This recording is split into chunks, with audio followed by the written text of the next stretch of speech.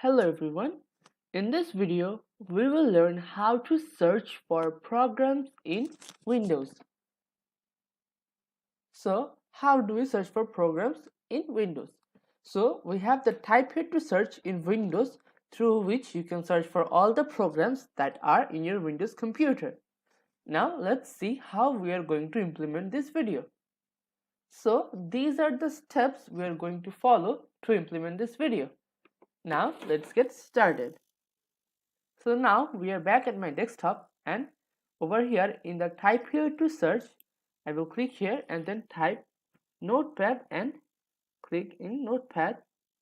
And now the notepad is open. You can also search for other programs, like if you have the Mozilla Firefox, then you can search for the Firefox.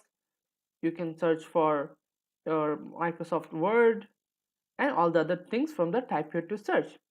So this is how you search for programs in Windows. Now let's summarize.